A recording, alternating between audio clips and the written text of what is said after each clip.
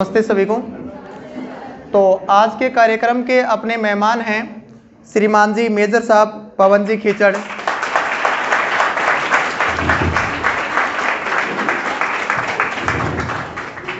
एक बार जोरदार तालियों के साथ इनका स्वागत करें।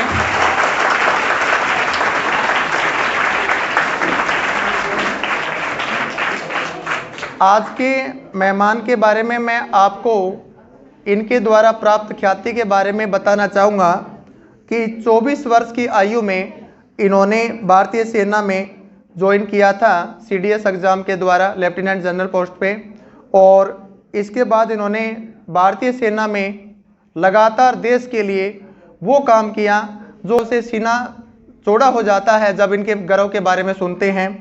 इन्होंने 2017 में एक भारतीय सेना का ऑपरेशन चला था, ऑपरेशन शिवाजी।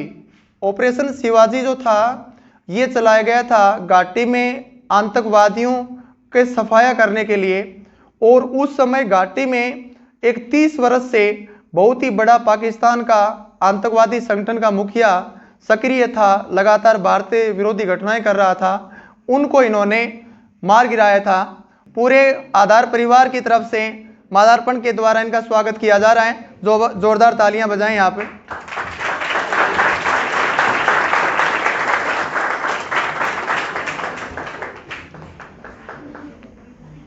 मेजर साहब अभी वर्तमान में राजगढ़ क्षेत्र में काफ़ी समय से सक्रिय हुए हैं रिटायरमेंट के बाद में।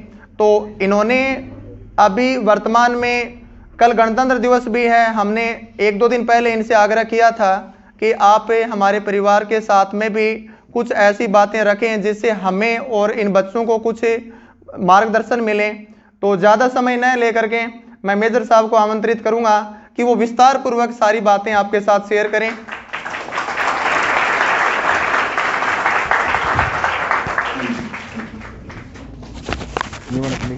तो नहीं चलेंगे। अच्छा, हेलो, इसको एक बार रोक देते हैं, है ना, फिर डिस्ट्रैक्ट होंगे बच्चे। नहीं अच्छा, नहीं डिस्ट्रैक्ट नहीं होंगे बच्चे। अच्छा ठीक है। आदरणीय विनोद जी, रमेश जी, नरेंद्र जी और युवा शक्ति, बड़ा ही अच्छा लगता है जब बच्चों से बात करते हैं।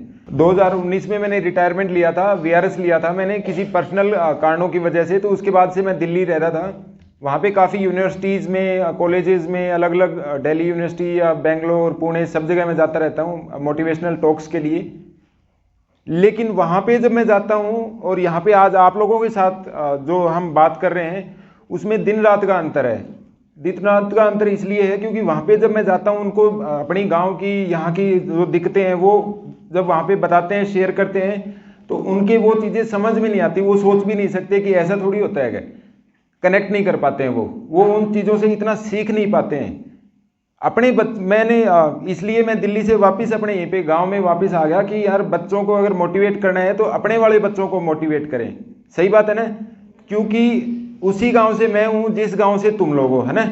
यहीं पे ही मैंने पढ़ाई करी हुई है, मेरे पिताजी भी खेती करते हैं, आपके भी ज़्यादातर के पिताजी खेती करते होंगे। हमको अब गाँव में जाते ही घर के सारे काम करने पड़ते हैं। जब अपना साड़ी का सामने को सीजन आओ तो खेत में जाके उनकी भी हेल्प करवानी पड़े। तो जो मैं चीज़ बताऊंगा वो अपनी सारांगी सम्मिलित हैं। जो मेरे दिक्कत आई है वही दिक्कत शायद हारे भी आंदी होंगी, है ना।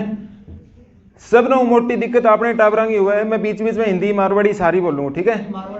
अच्छा तो आपने टाबरांगी सब ना जो मोटी दिक्कत हुआ ना वह हुआ है कि आपने अंदर कॉन्फिडेंस को नहीं हुआ है। उनका कई कारण हो, कॉन्फिडेंस नहीं होने का। हम है शाई बहुत होते हैं, संकोच करते हैं हर चीज का, शर्माते हैं हम। अभी गुरुजी ने एक छोटी सी बात बोली थी कि बोलो कोई भी एक बच्चा आगे आओ, मेजर साहब का स्वागत करो। 5 मिनट तक गुरुजी को 2 बार 3 बार बोलना पड़ा।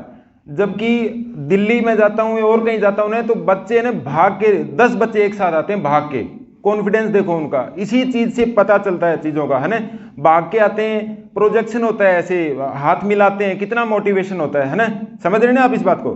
बच्चे भाग के आते हैं, उनको फोटो खिंचवाने का मौका मिलता है, बात करने का मौका मिलता है। अभी मैं यहाँ पे जैसे आप लोगों से बात कर रहा हूँ, लेकिन 1 to 1 तो नहीं बात कर पाएंगे किसी से। एक बच्चा आया लास्ट में, उनसे ही बस बात हो पाएगी, थोड़ी बहुत, या हाथ मिलाया।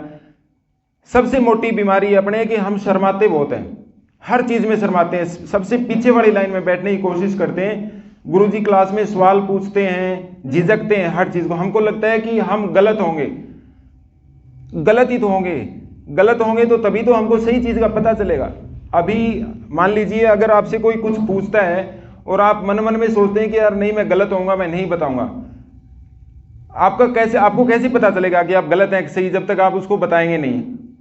अगर आप गलत बताएंगे तो कम से कम आपको गुरुजी आपको सही तो कर देंगे। अगर आप उसको बताओगे नहीं तो आप अपने दिमाग में जो रखा हुआ है वो गलत है कि सही है आपको पता ही नहीं, वो अपने हिसाब से चलते रहोगे।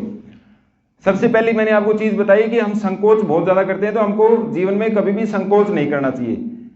हम सारे के सारे वही हार्ड मास के पुतले हैं, नरेंद्र मोदी हो, चाहे राष्ट्रपति हो, चाहे सचिन तेंदुलकर हो, चाहे एपीजे अब्दुल कलाम हो, सबका जन्म यहीं पे हुआ है और सबके पास वो सबका सब सेम दिमाग है, सब कुछ है हमारे पास जो एक आदमी के पास होना चाहिए। तो ये चीज कहां से शुरू होती है कि एपीजे अब्दुल कलाम में इतना फर्क कैसे और एक आम आदमी में हमारे में फर्क कैसे? सारा का सारा फर्क होता है। मैं मेरे बारे में बाकी चीजें बताऊंगा, अभी 2-4 चीज वैसे बता रहा हूं आपको मोटी मोटी। सारा का सारा खेल होता है अपने दिमाग का। आप लोगों ने सुना होगा power of positive thinking, power of subconscious mind, सुना है किसी ने? किसने सुना है? क्या होता है पावर ऑफ पॉजिटिव थिंकिंग? बताओ, आप मुझे खड़े होके बताओ, आपका शंका दूर करते हैं। खड़े होइए, आप पहले खड़े होइए। चलो कोई बात नहीं, मैं बताता हूं। तो देखिए पावर ऑफ पॉजिटिव थिंकिंग क्या होता है, हमारे सबके पास दिमाग है, सबका दिमाग सेम है। सबसे पहले अगर हमको किसी के ऊपर जीत प्राप्त करनी है, अगर हमको लाइफ में आगे बढ़ना है, तो खुद के दिमाग से लड़ाई करनी है। अगर हम अपने दिमाग से जीत गए, हमारा दिमाग हमको बोलेगा बोलो नहीं भाई तू सवेरे कौन ही उठ सके, लेकिन आप दिमाग पर जीत हासिल कर ली, बोलो नहीं भाई उठूंगा 4 बजे, दौड़ लगा के आऊंगा, योगा करूंगा, ब्रेकफास्ट करूंगा, 1 घंटा पढ़ाई करूंगा, फिर कोचिंग में जाऊंगा। मन के हारे हार, मन के जीते जीत। अगर हमने अपने मन को जीत लिया तो कोई भी मंजिल हमारे लिए, चाहे कितनी बड़ी मंजिल हो, कोई वो दूर नहीं है हमारे लिए। तो सबसे पहले पावर ऑफ पॉजिटिव थिंकिंग, हमको हमेशा पॉजिटिव सोचना ही सोचना है। दिमाग में इस बात को गांठ मार लो। 11वीं क्लास करने के बाद में, जब 12वीं क्लास में मैं एडमिशन ले रहा था, तो अपने यहाँ पे उस टाइम पे अकाल की स्थिति थी। यहाँ पे अपने 8-10 साल लगातार अकाल रहा था उस समय पे, 2011-12 के 2002-3 के आसपास की बात है। तो उसमें क्या हुआ था, हमारे घर पे एक डिस्कशन हुआ था, बोलो भाई हम 12वीं क्लास अभी नहीं करवा पाएंगे। समझ रहे हो आप बात को? क्योंकि अकाल था अभी हमारे घर पे, मतलब अपने सबके घर पे वही सेम सिचुएशन होती है, दूसरी तो कोई आमदनी है ही नहीं। तो घर पे ये डिस्कशन हुआ था, बोलो नहीं 12वीं नहीं करवाते हैं। अपने यहाँ पे जैसे बच्चों को ट्रांसपोर्ट में भेजते हैं ना, बोलो ठीक है कहीं न कहीं ट्रांसपोर्ट में भेज देते हैं, 1000, 1500, 2000 रुपये कहीं न कहीं से कमाएगा, आगे साथ में अपनी पढ़ाई भी कर लेगा और साथ साथ में घर भी चलता रहेगा थोड़ा बहुत। तो नहीं, मेरी माँ नहीं मानी, बोलो नहीं हम 12वीं तो करवाएंगे। तो अब मैंने देखा कि यार अगर घर वाले इतना मतलब पैसे का इधर उधर से जुगाड़ करके अगर 12वीं करवा रहे, तो फिर मैंने भी मेहनत की। इस बात से हमको ये सीखना चाहिए कि अभी आपके सबके माँ बाप, कोई करोड़पति तो किसी का नहीं है ना, सारे लेफ्ट राइट से इधर उधर से किसी से पैसे मांग के या कमाते होंगे तो बहुत ही अच्छी बात है, सब ऐसे ही करते हैं ना। तो हमको जब यहाँ पे जब हम आते हैं या लाइब्रेरी में बैठते हैं, तो ये बात दिमाग में रहनी चाहिए कि भाई माँ बाप कितनी मेहनत करके 1-1 रुपये का जुगाड़, खुद कितने सेक्रीफाइस करके, खुद अपनी माएँ नए सूट नहीं लेके आती, पिताजी नई चप्पल जूती नहीं लेके आते, वो हमको किताबें दिलवाते हैं, हमको अपनी आगे पढ़ाई करवाते हैं। तो हमको हमेशा अपने माँ बाप के प्रति ग्रेटफुल रहना चाहिए, हमेशा उनको दिमाग में रखना चाहिए कि भाई वो हमको इतनी मेहनत हमारे लिए कर रहे हैं, इतने पैसे का जुगाड़ कर रहे हैं, तो हमको भी यहाँ पे अपना समय ना बर्बाद नहीं करना चाहिए। हमको फालतू में मोबाइल पे बैठ के ना वो नहीं रखना चाहिए, पूरे दिन रील नहीं देखने चाहिए, पूरे दिन रील नहीं बनाने चाहिए। ये चीजें हमारे जीवन को बर्बाद करती हैं। पूरा दिन हम लोग फोन पे बैठे रहते हैं, पूरा दिन फोन पे। और फोन का क्या सिस्टम होता है, अगर हमने एक बार उस फोन को खोल लिया ना, तो फिर 2 घंटे तो गए। चाहे आप कोई सी भी रील निकाल लो, हम भी करते हैं, सारे देखते हैं, सबके साथ ही है। कोशिश करना चाहिए लाइफ में डिसिप्लिन हो, लाइफ में एक पंक्चुअलिटी होनी चाहिए। एक जो स्टूडेंट की जो लाइफ होती है ना, स्टूडेंट की लाइफ, आप देश का भविष्य होते हैं। पता है आप लोगों सबको कि आप देश का भविष्य हैं? पता है आप लोगों को? नहीं पता? पता है आप लोगों को कि आप देश का भविष्य हैं? जोर से बोल के बताओगे, पता है आप लोगों को आप देश का भविष्य हैं? यही जोश होना चाहिए। तो अगर आपको ये पता है कि आप देश का भविष्य है ना, तो आपको देश को सोचना पड़ेगा दिमाग में 24 घंटा, सिर्फ और सिर्फ हमारे बारे में, हमारे सुख, हमारा कंफर्ट, और सिर्फ मेरा मोबाइल, मेरा काम या मेरा घर, मेरा परिवार, उस सब से बाहर निकलना पड़ेगा। हमको कंफर्ट जोन से बाहर आना पड़ेगा। अपना कंफर्ट जोन, मैं आराम से दिल्ली में रह रहा था, बढ़िया एसी, बढ़िया हीटर, बढ़िया बच्चों को ट्यूशन लेके जाना, सारा सिस्टम सही था, लेकिन मैं भी कुछ सोच के आया हूँ, तो कुछ ना कुछ सेक्रीफाइस करना पड़ता है ना, कुछ पाने के लिए कुछ खोना पड़ता है। सही है? मेहनत का कोई शॉर्टकट नहीं होता, आपको मेहनत करनी पड़ेगी। उससे पहले मैं आपको पंक्चुअलिटी का बता रहा था कि हमको लाइफ में ना, फौजी आदमी जो होता है ना, वो एकदम फिट, एकदम उसकी हर चीज परफेक्ट कैसे होती है पता है आपको? क्योंकि उसकी लाइफ में डिसिप्लिन होता है। डिसिप्लिन भी इस प्रकार का कि वो सवेरे 5:05 पे उठेगा तो 5:05 पर ही उठेगा। टाइम मैनेजमेंट बहुत ज्यादा जरूरी है लाइफ में। इतने बजे ब्रेकफास्ट, इतने बजे दौड़ना, इतने बजे, इतने बीच अगर आपकी क्लास है तो वो क्लास है। शाम को 1 घंटा अगर आपको पढ़ना है तो पढ़ना ही है, चाहे कुछ भी हो जाओ। मोबाइल दिन में देखना जरूरी है, क्योंकि करंट अफेयर्स और चाहे एंटरटेनमेंट में, क्रिकेट में, कुछ भी चल रहा है ना, तो हमको पता सारी चीज होना चाहिए आज के दिन। ऐसा नहीं कि हम, दूसरी बात एक और बताता हूं, सिर्फ पढ़ाई से कुछ नहीं होता, सिर्फ पढ़ाई से कुछ नहीं होता कि हम रट्टू पीर तोता बन गए और आगे जाके ना फिर हमको कोई नहीं पूछता है। हमको सारी चीज आनी चाहिए। हमको क्रिकेट का भी पता होना चाहिए, नई मूवी कौन सी आई है ये भी पता होना चाहिए, नया हीरो कौन है, नई हीरोइन कौन है, म्यूजिक कौन से अच्छे गाने चल रहे हैं। हमको सिंगिंग भी आनी चाहिए, म्यूजिक भी आना चाहिए, सारी चीज एक्स्ट्रा, गेम्स भी आने चाहिए। तो उसके लिए देखो हमको कितनी मेहनत करनी पड़ेगी। हम सिर्फ एक पढ़ाई लेके नहीं चल सकते। ओवरऑल जो डेवलपमेंट है, टीचर्स भी आजकल बहुत ही फोकस करते हैं हर एक चीज पे, लेकिन अगर आपके पेरेंट्स, आपके टीचर अगर इसके ऊपर ज्यादा, क्योंकि वो तो सिर्फ आपको पढ़ा सकते हैं, तो आपको खुद को चाहिए कि इन सब चीजों के भी आप अपना ध्यान रखें। कई बार क्या होता है कि जैसे हम ऊपर जाते हैं कहीं पे, बड़ी बड़ी मीटिंग्स होती हैं, हम लोग लेफ्ट राइट कहीं जाते रहते हैं, किसी बड़े कैंपस में जाते हैं, यूनिवर्सिटी में जाते हैं। जैसे बच्चे के नंबर तो होंगे क्या पता उसके 100% है, लेकिन उसको बोलना कख नहीं आता, डिबेट में नहीं बोल सकता, स्टेज के ऊपर नहीं आ सकता, डर लगता है। तो ये सब चीजें हम प्रैक्टिस से, हमको प्रैक्टिस करनी चाहिए इसकी लगातार।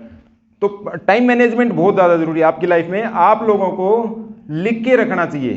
सिर्फ नए साल वाले दिन जो हम टाइम टेबल बनाते हैं उसको 1 हफ्ते चलता है, वो वाला सिस्टम नहीं। कंसिस्टेंसी बोलते हैं एक चीज को, निरंतरता। जब तक कोई काम आप निरंतर और लगातार कई दिनों तक नहीं करोगे तो उसका कोई फायदा नहीं है। अगर आपने चाय छोड़ दी, या फिर आप सोचिए कि आपने एक नई आदत डाली है कि मुझे 1 घंटा पढ़ाई करना है, शाम को 1 घंटा। अगर आपने वो काम अगर आपने 7 ही दिन किया, 10 दिन किया, तो कोई फायदा नहीं होगा। अगर आपने वो काम लगातार 1 साल कर लिया, तो मैं गारंटी के साथ कह सकता हूं, मेरा खुद का किया हुआ ये, गारंटी के साथ कह सकता हूं, अगर निरंतरता है उस काम के अंदर, कंसिस्टेंसी है, तो आपको जो लास्ट दिन एग्जाम होएगा उसमें आपको 24 घंटा पढ़ाई करने की जरूरत नहीं है। सिर्फ वही 1 घंटा पढ़ो और आराम से चादर तान के सो। समझ रहे हो आप बात को? Consistency, punctuality, discipline. डिसिप्लिन बहुत ही ज्यादा जरूरी लाइफ में। डिसिप्लिन से ज्यादा जरूरी है सेल्फ डिसिप्लिन। सेल्फ डिसिप्लिन जानते हो क्या होता है? सेल्फ डिसिप्लिन होता है, जैसे अगर हम गली में जा रहे हैं, हमको कोई कचरा दिखा, ठीक है, आजकल थोड़ा थोड़ा हम भी करने लगे, कोई कचरा दिखा और अगर उस गली में और कोई नहीं है तो हम सीधा टिप जाते हैं। अगर कोई देख रहा है तो हो सकता है कि हम उस कचरे को डाल दें डस्टबिन में, उसका कोई फायदा नहीं है। अगर कोई दूसरा को दिखाने के लिए अगर हम कर रहे हैं तो उस चीज का कोई फायदा नहीं है। सब अनुशासन सबसे बड़ी तगड़ी चीज होती है। जब कोई नहीं देख रहा हो उस टाइम पे अगर हम अच्छा काम करते हैं, वही अनुशासन जीवन का सबसे अच्छा पहलू है। छोटी छोटी चीजें, जैसे घर पे पेरेंट्स देख रहे हैं तभी पढ़ाई करनी, नहीं, गलत बात। खुद से पढ़ाई करनी है, आपको खुद के लिए पढ़ना है। आपके पेरेंट्स का हो गया टाइम, खत्म हो गया, उनको क्या करना है, बूढ़े हो जाएंगे, थोड़े दिन में मर जाएंगे, हो गया उनकी कहानी खत्म। आपका टाइम है, आपका टाइम है, आपके बच्चे होंगे, आपको आपके बच्चों के लिए करना है, आपकी जनरेशन के लिए करना है, नाम करना है, बड़ा सोचना है। दूसरी बात, एक बात बताता हूं आप लोगों को, हम क्या करते हैं कि हमें ना 10वीं कर ली, 12वीं कर ली, फाइनेंशियल इश्यूज तो होते हैं हमारे घर पे, पैसे नहीं होते, कुछ नहीं होते, लेकिन अगर आपके अंदर लगन है तो पैसे भी आएंगे।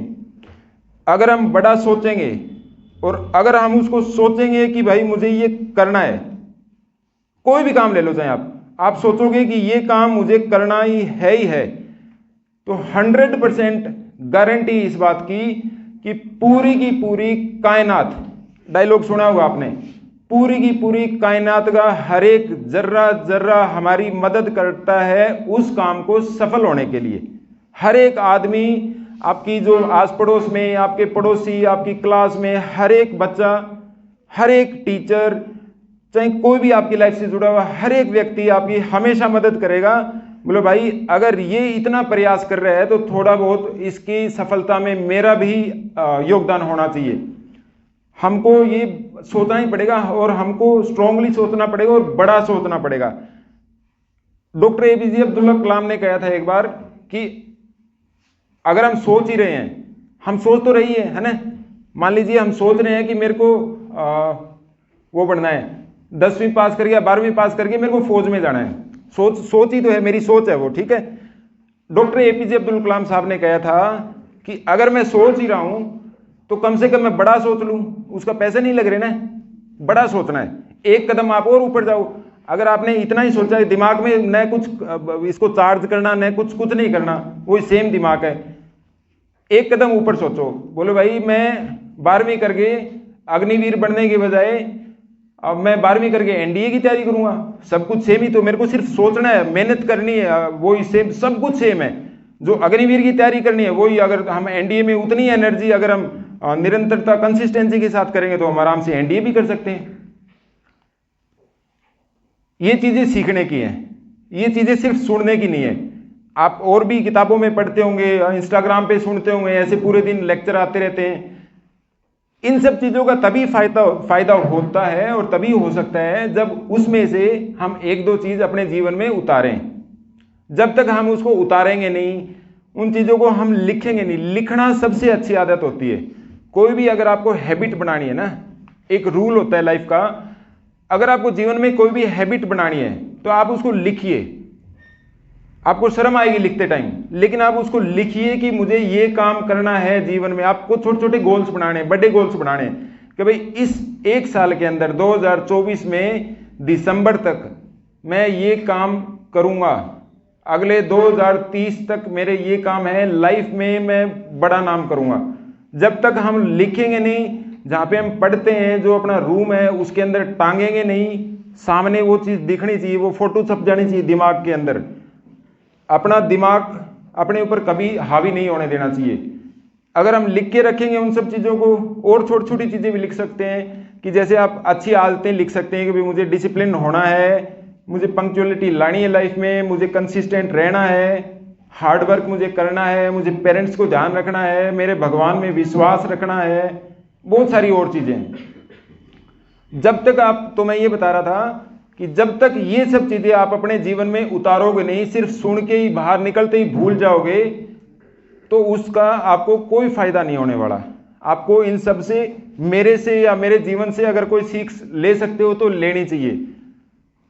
इसके अलावा अभी मैं आपको मेरा छोटा सा जो ऑपरेशन हमने किया था वो मैं आपको बता देता हूं। तो 2016-17 में मैं उड़ी सेक्टर में पोस्टेड था। उड़ी जानते हैं सारे कहां पे है? उड़ी सेक्टर है कश्मीर घाटी में, ठीक है। कश्मीर का नाम तो सबने सुना होगा। हाँ, तो मैं वहां पे था 34 राष्ट्रीय राइफल्स में। वहां पे खूब हम एंटी इन्फिल्ट्रेशन ऑपरेशन बोलते हैं। मैं लाइन ऑफ कंट्रोल के ऊपर था और मेरी कंपनी थी वहां पे, अल्फा कंपनी। तो वहां पे हम लोग बाहर जाते थे, जैसे घात लगाना बैठते हैं अपने, मतलब अगर ओलियां दिन हम खेल रहे हो ना, कौन सो आप खेल खेले करा लुग्गे बैठे करता हमें ना, लुग्गे बैठने के एम्बुस लगानो या घात लगा के बैठनो, हमें लुग्गे बैठे करता उठे कि इन्हों कोई क्रॉस करके आओगो तो उन हमें धर ला।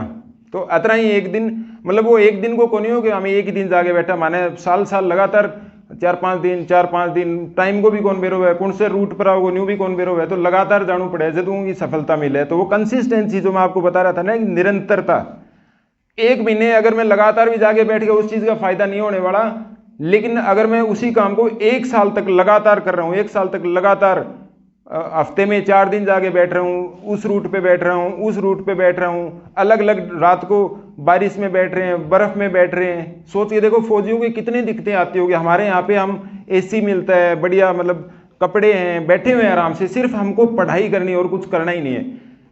तो इसी हिसाब से सितंबर 2017 में एक बार एक बहुत ही बड़ा कोई आतंकवादी था,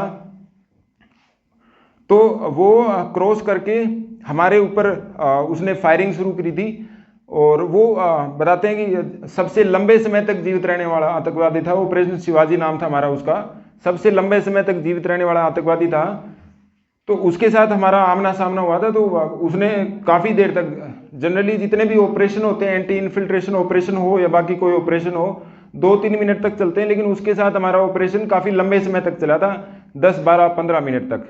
तो खूब मतलब ट्रेंड था वो एकदम, उनका जो आतंकवादी था, उसने हमारे ऊपर खूब फायरिंग की दबा के, हमने उसके ऊपर फायरिंग की। और आतंकवादी जब आते हैं ना, तो आजकल ये इसका फ़ायदा उठा के आते हैं कि गूगल पे पता चल जाता है ना किस दिन मौसम ख़राब है, कि जिस दिन ज़्यादा बारिश हो रही होगी, घनी अंधेरी रात होगी, तो उससे क्या होता है कि उनको पता होता है कि अगर अंधेरी रात में जाएंगे तो हमारे जो इक्विपमेंट होते हैं वो भी इतने कारगर सिद्ध नहीं होते, फौजी भी बारिश होती है तो उसमें थोड़े ढीले पड़ जाते हैं, तो वो इसी हिसाब का मौसम देख के आते हैं। तो इसी हिसाब से उस दिन भी ऐसा ही सब कुछ था कि एकदम अंधेरी रात भी थी और बारिश भी हो रही थी। तो 3-3:30 बजे हमारा ये ऑपरेशन हुआ था।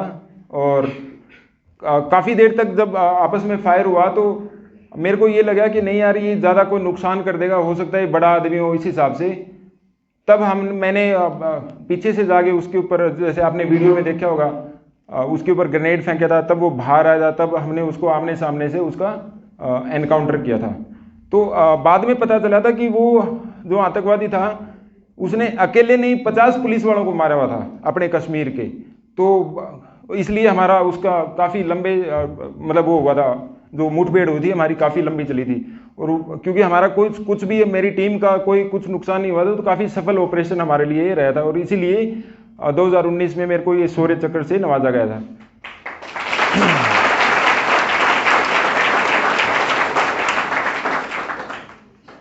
तो ये मैं मेरी छोटी सी कहानी बताई। अभी मैं इधर ही हूँ राजगढ़ अपने चूरू, और फिर हम आते जाते रहेंगे। आप लोग खूब अपनी जम के पढ़ाई करो, क्योंकि देश का भविष्य, इस चूरू का भविष्य, राजगढ़ का भविष्य आप लोग ही हो, है ना। बैड कंपनी से बचना है। बैड कंपनी जानते हो क्या होता है? एक बच्चा मुझे बताओ बैड कंपनी क्या होता है, खड़े होके आप बताओ बेटा। बुरी संगत। हाँ, बुरी संगत से हमको बचना है। बुरी संगत हमको जीवन में मतलब नुकसान ही नुकसान है, फायदा कुछ है ही नहीं। पीयर प्रेशर वो डालेंगे, बोलो भाई तू बीड़ी पी ले पी ले पी ले, लेकिन बीड़ी प्या प्या के तड़के बेरोगे नहीं, वो के प्याऊंगा, है ना। बचनो है चीजों।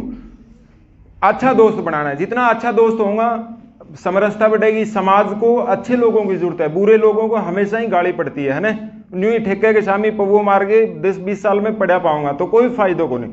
समरसता बहुत ही ज्यादा जरूरी है। इस समाज का आधार आप लोग ही हैं। अगर हम लोग अच्छा सोचेंगे, कोई जरूरी नहीं कि हम सेना में जाके ही देश की सेवा कर सकते हैं। हम जिस भी फील्ड में जाएं, हम टीचर बने तो बच्चों को ईमानदारी से जो अपना टाइम है 9 से लेके 1-2, वहां पे उन बच्चों को उतनी लगन और ईमानदारी के साथ पढ़ाएं कि आपके बच्चे एक दिन राष्ट्रपति बने। सोच के देखिए कि कितनी अच्छी, आप सेना से भी अच्छी सेवा कर रहे हैं। चाहे आप किसी भी रेलवे में जाएं, चाहे कहीं चले जाएं, अगर हम सारे अपना अपना योगदान देंगे इस देश की प्रगति के लिए, तो हम बड़ा ही जल्दी विश्व गुरु बनने से हमको कोई नहीं रोक सकता। मेरी तरफ से सब इतना ही था। अगर किसी को कुछ पूछना हो तो पूछ सकता है। माँ बाप दिल्ली कौन गएडा, है ना, दिल्ली कौन गएडा। और सोच के देखो कि राष्ट्रपति को इनविटेशन आवे थारे घर और थारे माँ बाप ने कहे बोले भाई तू मारो गेस्ट है 2 दिन खातर, तो कितनी बड़ी बात है अपने खातर। ऐ बड़ी तो कोई बात हुई कौन से कहे दिल्ली कौन कह रहा। तो हम सबके लिए मतलब पूरे समाज के लिए अपने सबके लिए ये बहुत ही मतलब गौरवान्वित करने वाली बात है, सबके लिए गौरवान्वित करने वाली बात है। बहुत ही अच्छा महसूस हुआ था। अभी मैं आमंत्रित करूंगा रमेश सर को, वो आपको 2 शब्द बोलें। मेजर साहब को कोचिंग की तरफ से तहे दिल से हार्दिक स्वागत। और मेजर साहब ने जो आपको बातें शेयर की, अच्छा लगा। सारी बातें हम आपसे शेयर करते हैं, रोजाना बात करते हैं। अब एक मेजर साहब ने एक बहुत अच्छी बात कही, कॉन्शियंस सुना होगा आपने, चेतन, है ना। और एक बी पॉजिटिव। अपन बार बार एक चीज़ सीख रहे हैं कि भाई हमें जो भी सोचना पॉजिटिव सोचना है, नेगेटिव तो आनी नहीं चाहिए दिमाग में। नेगेटिव थिंक जो होगी ना वो आपको हमेशा ले डूबेगी। अगर आप सकारात्मक सोचते हो तो अच्छा सोचो। भाई कोई भी काम गलत होने वाला है तो उसके बारे में गलत मत सोचो। भाई मैंने कल आपको एक छोटी सी बात बताई थी कि हम सफ़र में जा रहे हैं। एक बात मैंने कल शेयर की थी कि हम सफ़र में जा रहे हैं, बस में सफ़र कर रहे हैं, सामने 2 युवा या युवती बैठी हैं। तो एक बच्चा ऐसा होता है उसकी सोच होती है कि भाई बहन है, बी पॉजिटिव। एक व्यक्ति सोचता है कि ये अन्य रिश्ते में होंगे, पॉजिटिव नहीं। भले ही रिश्ता कुछ भी हो, हमें सोचना पॉजिटिव है। बेटा बेटी भी जा रहा है तो भी हम लोग गलत सोच लेते हैं, ये सोचना ही गलत है। पॉजिटिव में आप सोचोगे ही पॉजिटिव, आपके दिमाग में नेगेटिव आनी नहीं चाहिए। कार्य गलत हो रहा है तो भी गलत हो रहा है तो नहीं, मैं सही सोच रहा हूँ, मैं गलत नहीं कर रहा, बस ये सोचो। एक आत्मविश्वास की बात की, कॉन्फिडेंस की या निरंतरता की बात है। बार बार अपन क्लास में एक ही बात करते हैं कि भाई बिना निरंतरता के, बिना अभ्यास के कुछ भी नहीं होगा।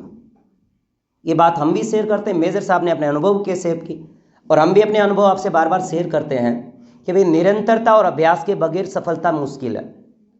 भाई निरंतरता, अभ्यास आएगा तो सफलता निश्चित है। और एक दिन वही बात है ना कि खुशी आपके घर वालों को जितनी होती है ना, इतनी आपको नहीं होती। मेजर साहब को जो पुरस्कार मिला होगा, इतनी खुशी इनको नहीं होगी जितनी इनके माता पिता को गौरवान्वित महसूस हुआ होगा। क्योंकि एक बच्चा कोई भी अपने घर परिवार से निकले और उनके माँ बाप को कोई बोले कि भाई आपका बेटा, तो सीना गर्व से चौड़ा हो जाता है। और कहते हैं ना कि बेटा या बेटी जब भी कोई जॉब लगता है और जॉब लगने के बाद पापा को या मम्मी को पता चलता है, आंखों में आंसू आ जाते हैं खुशी के। तो उसको दुख थोड़ी है, खुशी के आंसू है कि मेरा सपूत कुछ किया है।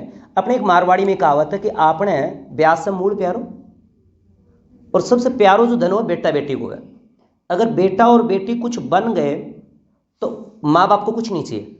भाई आप अपनी ज़िंदगी में कुछ कर गए तो मुझे लगता है कि माँ बाप को कुछ नहीं चाहिए। आप अपने पैरों पे खड़े हो गए, लड़का हो या लड़की हो, सब कुछ कर लिया आपने, लग गए, नौकरी लग गई, तो घर वालों ने सोचा कि भाई आप, उनका जीवन सफल है। यही तो होता है भाई। माँ बाप है, जैसे एक ही चीज़ें हम कभी आती है, जैसे अभी आप बच्चे हो, जैसे कोई 20 से पार हो गए हो या कोई 20-25 के बीच में ही है, तो अब ये बातें आप अनुभव शेयर तो कर रहे हो, सुनते भी हो, पर इन चीज़ों को जीवन में नहीं उतारते। और जीवन में उतार लेता है, कुछ बन जाता है। भाई ये सोचो कि आप अपने लिए कर रहे हो तो आपको अपने माँ बाप का एक कर्ज है, आपके ऊपर कर्ज है, आपको जन्म दिए इस संसार में, और वो कर्ज ये है कि भी आपको कुछ करना है उनके लिए, और आप करोगे, नौकरी लगोगे तो उनको खुशी महसूस होगी। भाई उनका जीवन में कर्ज तो कभी नहीं उतरेगा, पर वो अच्छा फील तो करेंगे। भाई एक बात तो महसूस करेंगे ना कि मैंने मेरे बेटे और बेटी को पढ़ाया और आज जॉब लग गए, और उनको जब आपके बारे में कोई बताएगा तो सेना घरों से चौड़ा हो जाता है। मेजर साहब को भी जब आप पुरस्कार दिया होगा तो घर वालों के, मुझे लगता है कि आंखों में एक बार आंसू जरूर आए होंगे, या उन्होंने सोचा होगा कि मेरे बेटे ने कुछ किया। क्योंकि सीडीएस एग्जाम करके सीधा लेफ्टिनेंट या मेजर पे पोस्ट पे जाना कॉमन बात भी नहीं होती। मेहनत करनी पड़ती है, अच्छी मेहनत करनी पड़ती है, और अभ्यास और निरंतरता को तो आदमी ने सोच लिया ना कि मुझे आज नहीं नाना, मुझे पढ़ना है तो पढ़ना ही है, मुझे काम करना है तो करना ही है, बिना निरंतरता अभ्यास के। जैसे इन्होंने बातें की कि भाई जब ये जा रहे थे जो वो और निरंतर रोज रहे, तभी तो एक आतंकवादी उनके हाथ में आया होगा, अन्यथा वो कितने लोगों को मार देता, या फिर कितनी बहनों के भाई जाते, किसी के पापा के पापा का हाथ चला जाता, बच्चों के हाथ से, सर से जाता ही। तो इन्होंने अच्छा काम किया कि भाई आगे तो ऐसा नहीं होगा देश में, और ऐसा नॉर्मल भी नहीं होता कि ये गए तो इन्होंने ये थोड़ी सोचा था कि हम वापस सीधे आ जाएंगे।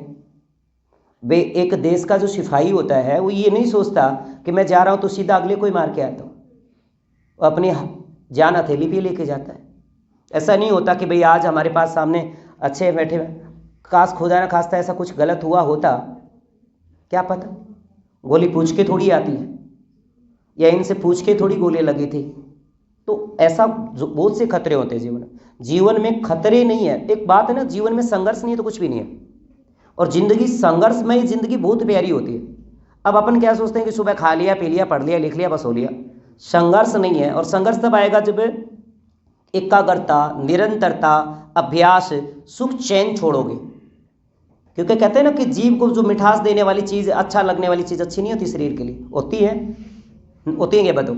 जो चीज़ें आप स्वाद के लिए खाते हो बहुत स्वाद लगती हैं, क्या सेहत के लिए अच्छी होती हैं? तो कष्ट तो किसी को भी अच्छा नहीं लगता है। अभ्यास करोगे, बैठे रहोगे, कोई मित्र मंडली नहीं है तो अच्छा थोड़ी लगेगा।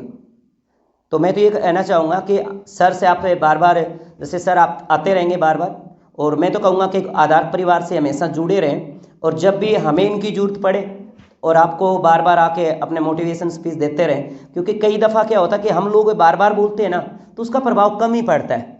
कहते रोज़ सुनाइए तो है ना, रोज़ ही कहते हैं, होता है नहीं, रोज़ कहते हैं। अब मैं कॉन्शियस की साइको में बहुत बार बातें बताता हूँ, आपको बताता हूँ ना, कॉन्शियस के बारे में काफ़ी बार चर्चा की।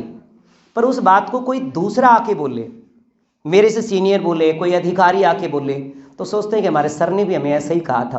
तो शायद उस बात को मेरे कहने से नहीं अपनाए हो, सर जी के कहने पे अपना लिया हो तो भी अच्छी ही बात है। अगर इनके जीवन की एक बात भी अगर आपने उतार ली आज तो जीवन सफल है। हर आदमी की एक बात अगर आप अपना लो, जरूरी नहीं है कि इंसान में बुराइयां नहीं होती हैं, एक अच्छाई अपना लो, बस सफल हो। आज का दिन आपका बेटर है अगर आपने इनकी एक बात भी मान ली और अपने जहन में उतार ली। पर वही बात है ना, अपनी एक नीतियां भी है, आज कर लेंगे कल नहीं, है ना। वही बात है, जनवरी के 1 तारीख वाला आप कैलेंडर जारी करते हो, वैसे तो गवर्नमेंट जारी करते हो, आप 31 को जारी कर देते हो कि भाई मुझे ये करना, 10 दिन लगातार रहता है, 11वें दिन भाई घोड़ा रहे, भाई मता, हम भूल जाते हैं। मैं एक बात बोलता हूँ कि पहले कहता था भी क्लास में, पिछले से जब 23 था तो मैंने कैलेंडर दिए थे कोचिंग में, मुझे याद है कैलेंडर देना। मैंने कहा था बेटा रोज या एक शाम को कैलेंडर की तारीख काटिए। अगर ये आप अपने जीवन में कर लेते हो, आपके घर में कैलेंडर नहीं है, मुझे पता है कि नहीं है, पर कुछ के होगा, कुछ बच्चे ऐसे हैं जिनके घर पे कैलेंडर नहीं है। एक कैलेंडर टांग लो अपने घर पे, और जहाँ बुक पढ़ते हो, शाम को पढ़ते समय, सोते समय उस तारीख को काट दो। समझ रहे हो? आप सारे दिन पढ़े और एक तारीख, कैलेंडर की तारीख काटना ना भूले। ऐसा नहीं कि दिन में ही काट दिया, शाम को आप सो रहे हो उस समय कैलेंडर की तारीख काट के सो जाओ। ये काम आप रेगुलर नहीं कर सकते। अगर जिस बच्चे ने रेगुलर कर दिया, पढ़ रहे हैं, ऐसे नहीं कि सोते समय सोचते हैं कि मोबाइल चलाए तारीख काट दूं। मेहनत करो और तारीख काटना ना भूलो। एक बात जरूर सोचना तारीख काटते समय, मैंने आज का दिन खोया है, क्या किया, बस इतना सोच लेना, दूसरे दिन नींद नहीं आएगी। एक दिन नहीं पढ़े, हमारे रिश्तेदार आ गए, जीजू आ गया, जू मतलब होता हूँ, या फूफड़ आ गए भाई, और उस दिन हम नहीं पढ़े, तारीख काटोगी तो मन में एक फील आएगी, यार आज मैंने कुछ नहीं किया, आज का मैंने खो दिया। अगले दिन आप उससे दोगुनी मेहनत करोगे, और अगले दिन उस तारीख को जब काटोगे ना, आप अच्छा फील करोगे, आज मैंने बेटर किया। तारीख काटना सीख जाओ, जिंदगी में बन जाओगे। पर यूं नहीं कि भाई 1 तारीख काटी, आज तो पढ़िया कौन, सारा दिन मोबाइल चलाए, 5 GB खत्म करे, अरे ये तारीख काट दे, गुरजियाँ कही है ना। तारीख काटो, शाम को आंकलन खुद का करके कि मैंने क्या मेहनत की। मेरी बात समझ में आई?